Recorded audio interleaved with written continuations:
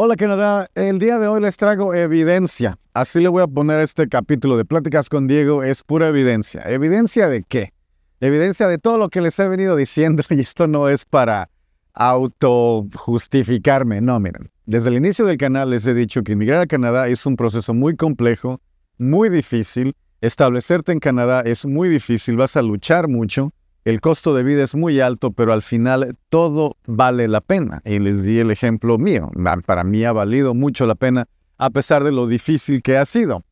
Pero hoy les traigo evidencia sólida, una persona que cumple exactamente todos los requisitos que les he venido diciendo. Así que les presento a la invitada de hoy, a quien estoy muy feliz de tener aquí en el estudio. Nos va a dar fe de eso. Es difícil. Es complejo, pero al final vale la pena. Exactamente, gracias, Diego. Háblanos un poquito sobre ti. A ver, preséntate con la audiencia. Bueno, yo llegué a Canadá hace más o menos 22 años, sin absolutamente nada, pero con muchos sueños y sobre todo con el sueño de darle una libertad a mis hijas, porque fui madre, como muchas mexicanas, muy joven, por falta de educación, ¿no? De que muchas veces nos falta en México.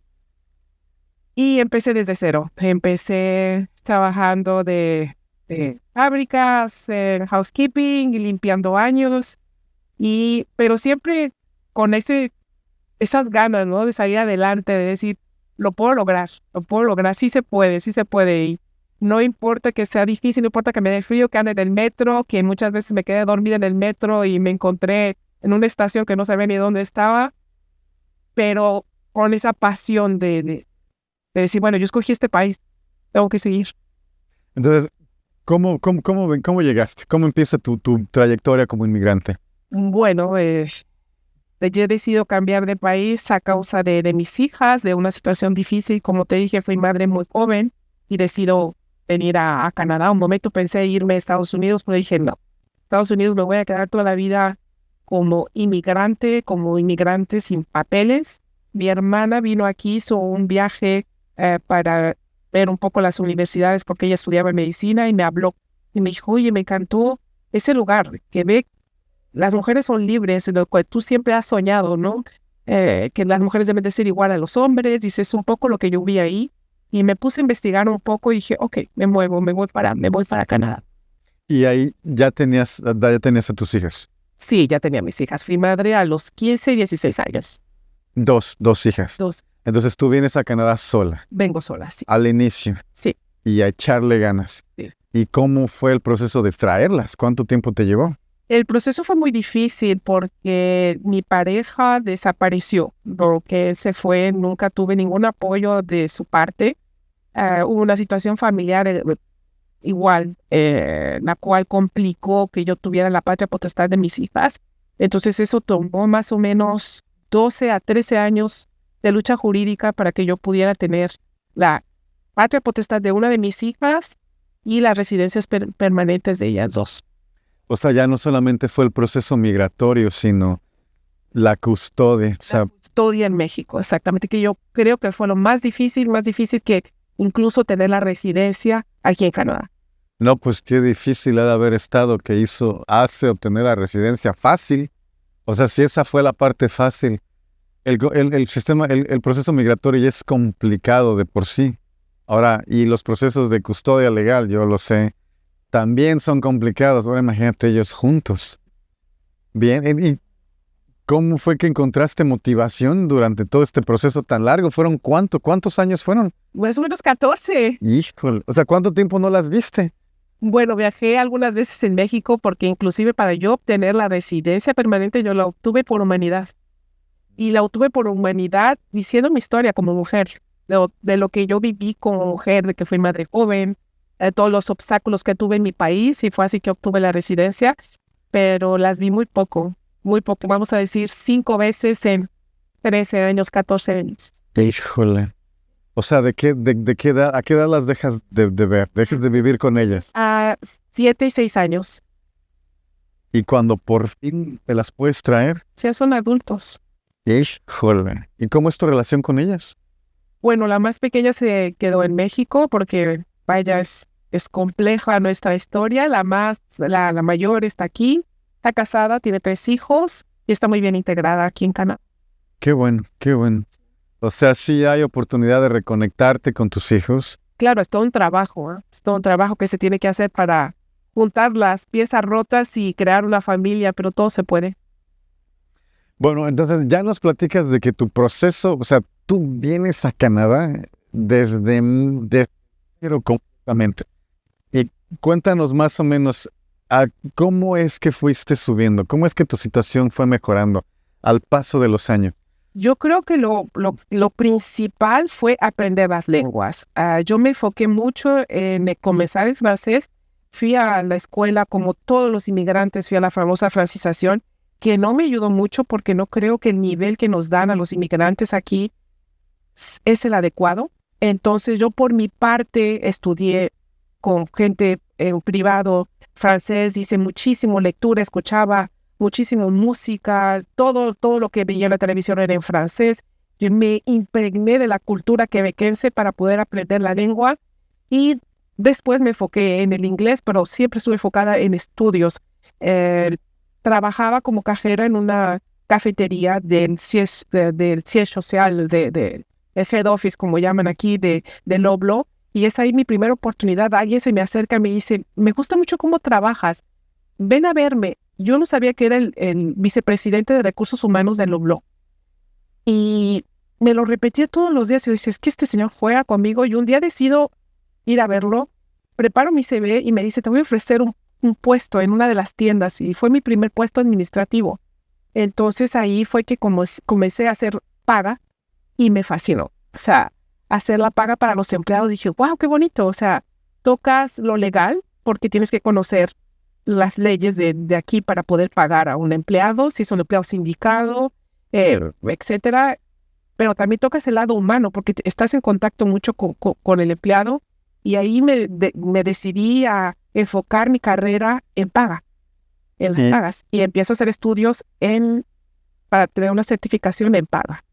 Entonces, y ahorita ¿cuál es tu ocupación oficial? Mi ocupación oficial ahorita, bueno, dejé la paga, pero sigo haciendo proyectos en paga. Soy directora de optimización de procesos en GardaWorld, que es una compañía de seguridad la más grande de Canadá, Estados Unidos. Sí. Y vaya, ahorita estoy en un proyecto que es el proyecto de aviación para mejorar todo lo que es la paga de la aviación. Pero tengo, otro tipo de proyectos, pero casi siempre he trabajado enfocado en paga. Pues ese es un título muy, muy impresionante, o sea, pesa muchísimo ese título. Dinos un poco más sobre los trabajos que tuviste antes, cuando entraste, o sea, esos trabajos que son los que les van a tocar a los que vienen llegando. Bueno, vaya, yo diría que lo más difícil fue ser housekeeping en los hoteles. Es un trabajo que tienes que tener muchísima rapidez, es pesadísimo. Muchas veces entras a una habitación y no sabes lo que te vas a encontrar. Para mí fue uno de los trabajos más duros que una persona puede hacer. Sí. Y ahí, ¿qué fue lo que te mantuvo? ¿Qué fue lo que te...? Nuevamente, el hecho de tener a mis hijas, yo creo que para mí esa fue mi fuerza, de pensar de que podía ofrecerles un mejor futuro a ellas dos. Lo que hemos dicho tantas veces en este canal, o sea, emigrar a Canadá no es tanto para ti, es para tus hijos. Son ellos los que sacan el beneficio. Exacto. Bueno, entonces, ya que tenemos ese claro ejemplo de que tu trayectoria ha sido así, entonces lo vemos por etapas, ¿no? La etapa de recién llegado, la etapa de me estoy adaptando, y así hay personas que aún están en la primera etapa y ya se desaniman, dicen, es que Canadá es un país horrible, es que no sirve, es que no tiene buena calidad de vida. ¿Qué les dices a esas personas? Que no es verdad, que todo es posible. Y te doy un ejemplo, Diego. Yo ayudo muchísimo a la comunidad latina y veo esa desconfianza que tienen los latinos de aceptar la ayuda. Yo se las doy gratuita, y eso que soy una persona muy ocupada, y muchas veces les digo, contáctenme. Vamos a hacer una reunión Teams y yo les voy a ayudar a arreglar su CV, porque aplicar a un empleo no nada más es tener un CV, ¿no? Lo tienes que adaptar a cada empleo al que vas a aplicar. La carta que vas a mandar de presentación, no puedes mandar tu misma carta. Entonces yo trato de ayudarles en eso, pero la gente desconfía porque creen que les vas a cobrar o que eres una tratante o que, no sé. Muchas veces me ha sido muy difícil ayudar a los demás, pero lo hago, créeme que lo hago con muchísimo gusto porque yo sé que se necesita esa ayuda. Sin esa ayuda, claro que puedes encontrar trabajo, pero la necesitas. Es la experiencia que uno ya tuvo. Entonces nos tienen que escuchar la gente que ya pasamos por ahí, nos tienen que escuchar porque no es porque por arrogancia que les damos esos consejos, es para ayudar. ¿En dónde haces esa ayuda? ¿Es alguna asociación? No, alguno de los grupos, en los grupos de mexicanas en Montreal es uno de los grupos en el que estoy. Estoy en otro grupo que se llama Mamás en Montreal, que tiene una población inmensa aquí en Montreal. Entonces muchas veces cuando he visto que alguien dice, busco un trabajo, aplico a los trabajos y nadie me llama. Entonces en ese momento yo les mando un mensaje y digo, mira, espera, ¿me permites revisar tu currículum? Porque tal vez hay algo que no está bien en tu currículum. Hay algo que no estás vendiendo. ¿Me entiendes? Yo te doy un ejemplo. Aplicas para un trabajo de electricidad, ¿ok? En la descripción del trabajo te dice lo que necesitan, las cosas específicas, pero tú, en tu CV mismo, si tú conoces esas cosas específicas, no las mencionas. Eso es lo primero que tienes que poner en tu CV. Tienes que, no sé, hasta ponerlo hasta en letras que se vean. Ponle un foquito ahí. Algo porque tienes que adaptar nuevamente tu currículum a la oferta de trabajo. Entonces, estás comparando tu trayectoria cuando tú estabas en esa etapa del sueño canadiense y después, años después, ves a las personas que están ahorita en esa misma etapa. ¿Ha cambiado algo o sigue igual? Sigue igual. El mismo reto. El mismo reto, sí. Y en tu opinión, ¿cómo ha cambiado? ¿En qué año llegaste? ¿Es tu primer año aquí en Canadá? En 2. Ah, pues igual que yo. Sí. Yo llegué en el 2002. Bueno, ¿cómo ha cambiado Canadá en esos 22 años ya? Veo muchísimo latino y me da muchísimo gusto porque anteriormente yo no tenía acceso a, por ejemplo, a comer pan mexicano, no tenía acceso a comer tamales, no tenía acceso a un marché latino. Hoy tenemos acceso a todo eso. Entonces yo veo que, bueno, en eso hemos cambiado. Sí, yo he escuchado español a lo mejor una vez cada 3, 4 meses. Que iba en el metro y escuchaba español y yo, ¿quién es? ¿Quién es? Sí, sí. Hubo un periodo en el que pasé, creo que más de un año, en el que ni siquiera escuché. Y como esto fue antes de las redes, pues sí. Y en cambio a lo que ha habido mucha plática, ha habido de todo, crítica, plática, acusaciones, quejas, de personas que aún no están y personas que acaban de llegar y algunos que ya tienen tiempo aquí. Que Canadá no es lo mismo de antes, que ha bajado su calidad de vida, ha bajado su poder adquisitivo. Se refieren a los problemas que han habido, post-pandemia, todo eso. ¿Cuál es tu opinión ahí? ¿Tú cómo lo ves? No. Para mí, Canadá sigue siendo igual. Tiene las mismas oportunidades. Lo que pasa nuevamente es que hay que saber cómo buscarlas. Y muchas de las cosas en las que yo he visto de la gente que llega aquí, piensan que podemos hacer uso del gobierno, de las ayudas que nos proporciona el gobierno cuando llegamos. Yo estoy de acuerdo de aceptar esa ayuda para aprender y prepararte. Ir a la escuela si puedes tener una bursa y no pagar por eso. Aprender el francés y que te paguen por aprender la lengua, muy bien. Pero una vez que ya estés preparado, tienes que trabajar y tienes que adaptarte y tienes que pagar tus impuestos y tienes que ser una persona responsable en este país. Entonces, ¿qué consejo le das a las personas que están empezando a buscar el sueño canadiense desde cero? Desde cero, ya sea que están en su país viendo, pensando o llegaron hace menos de 6 meses. Diego, ¿qué les puedo decir? Que se informen y que no escuchen a TikTokers o influencers que les van a dar y que les van a decir cosas que no tienen nuevamente ningún sentido y que no les dicen la verdad.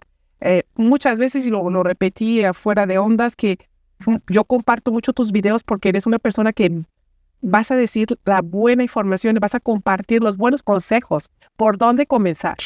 Vaya. Entonces yo creo que por ahí la gente debe de empezar a buscar la buena información y ponerse a leer, porque todo está accesible. Las páginas del gobierno son accesibles, inclusive las páginas del gobierno de Quebec las puedes ver en español. Y quieres ver las páginas del gobierno federal, puedes ponerlo con Google Translator y lo vas a leer en español. Entonces vayan a páginas oficiales y dejen de buscar páginas que lo único que son es, no sé, fraudes para la gente que quiere venir aquí. Sí, claro, es bien frustrante cuando tienes años diciendo, chicos, vayan al sitio oficial de Inmigración de Canadá.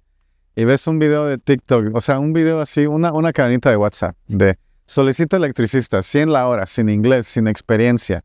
Solicitamos 500 personas y ves 60,000 comentarios, info. Y yo, ay, estas personas. No, sí, claro, eso es lo que yo siempre le digo a la gente, ¿no? Muchas personas me han contactado de México. Maggie, ¿cómo hago para emigrar? Yo soy electricista. Ok, eres electricista, tienes que saber que cuando llegues aquí, tienes que hablar la lengua porque tienes que tener un certificado.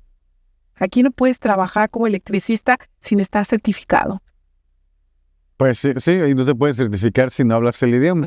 Es lo que les digo, o sea, ¿qué tan eficiente puede ser a tu trabajo si fueras ciego, sordo y mudo? O sea, si no hablas el idioma es como ser sordo, ciego y mudo. Sí. O sea, es lo mismo, no puedes leer, no puedes hablar y no puedes escuchar. No. Es lo mismo.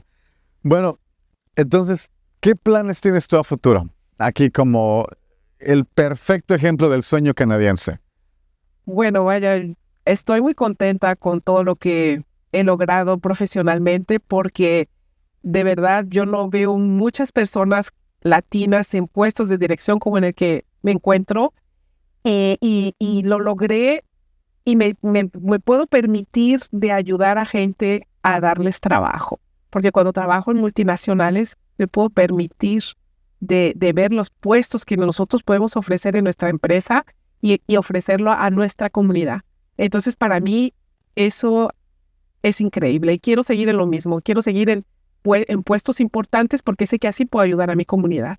Puedes traer a más personas. Totalmente. Era lo que yo les decía. O sea, si vienes tú vienes, ¿no? Y progresas, pero que parte una extensión de tu meta, de tu propósito en Canadá, sea ahora tráete a más personas. O sea, la misma oportunidad que tú tuviste, inclíneselas a más personas. Sí, claro. Bueno, a ver, entonces pasando a temas complicados, porque creo que tristemente este va a ser el caso con muchas más personas y no solamente con tu caso. Entonces, ¿te casas a qué edad? A los 15 años. Pero ahí no fue voluntad propia. No realmente, nuevamente. Yo creo que en nuestros países falta muchísimo la educación, vamos a decir, la educación sexual para los jóvenes. La apertura de los padres a dejar un poco más la libertad a las mujeres. Y en México todavía existe ese gran tabú, ¿no? Porque tú lo puedes ver estadísticas de que el día de hoy hay muchísimas madres adolescentes en México. Y eso es únicamente falta de educación. ¿Y qué edad tenía la otra persona con la que te casaste? Tenía 22 años. 15 y 22. La diferencia no es mucho. Son que 7 años. Pero era un adulto. Pero exactamente es adulto y menor. O sea, si alguien tiene 42 y la otra persona 35, no pasa nada. Exacto. Pero ya 15 y 22, sí. Y mi historia fue algo que no tenía absolutamente nada de malo. Lo único que me ocurrió fue que yo salía con esta persona y no llegué a mi casa a las 10 de la noche, que era la hora que yo tenía que llegar a mi casa. Entonces, como no llegué a las 10 de la noche, la puerta de mi casa estaba cerrada. Yo tuve un pánico, él tuvo un pánico. Entonces estuvimos dando vueltas toda la noche en el auto. No entré a mi casa en toda la noche, aunque bueno, yo había tocado, pero ya la puerta ya estaba cerrada porque yo tenía una hora de llegar, yo tenía que llegar antes de las 10 de la noche. Y es ahí que comienza mi historia. Entonces, como me quedo fuera toda la noche, al segundo día llamo por teléfono a mi familia y ya no me reciben, ya dicen que bueno, que no, que ya yo ya estoy con una persona, que ya me fui con el novio, como se dice mucho en México. Y ahí comienza todo, ¿no? Ya me obligan a casarme con esta persona pues no era la persona adecuada para yo formar una familia. No me quedo muchos años con él pero tengo 2 embarazos. Mi primer embarazo a los 15 años y mi segundo embarazo a los 16. Nuevamente, ¿por qué? Porque no tenía ninguna educación, ni siquiera de anticonceptivos, si no, no hubiera salido embarazada un poco después de haber sido mamá. Y los que cierran la puerta son tus padres. Son mis padres, sí. Híjole, ¿y cómo es tu relación ahorita con ellos? ¿Te han dicho? Ha sido muy caótico porque bueno, eso podría ser una historia es tan largo que podríamos embarcar probablemente 3 horas. No culpo a mis padres porque creo que ellos tampoco tuvieron esa educación. O sea, ellos hacen lo que ellos consideran es lo mejor. ¿Cuál? O sea, esta es la disciplina, esta es la consecuencia, tienen que aprender. Y de ahí te quitan la custodia de la hija.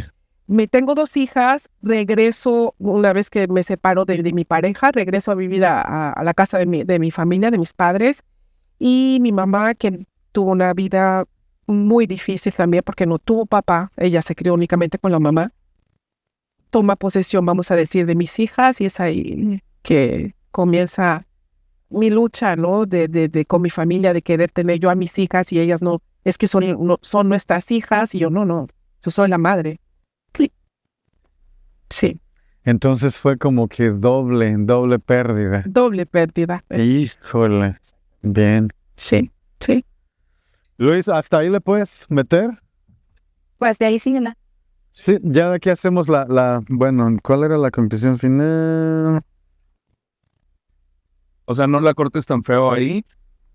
¿Cómo te has sentido ahorita que estás en Canadá? Sí, pues.